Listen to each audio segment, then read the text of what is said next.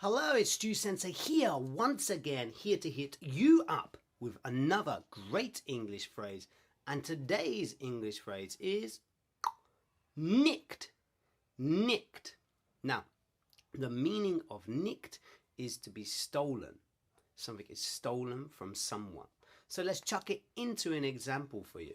Perhaps you just got off the train, your phone is in your bag, and then someone comes along and takes your bag off of you and runs away. They steal your bag.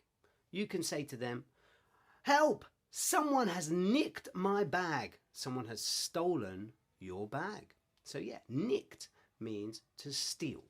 Okay, thank you very much for watching. I hope this English point has been super useful for you, and I look forward to seeing you next time.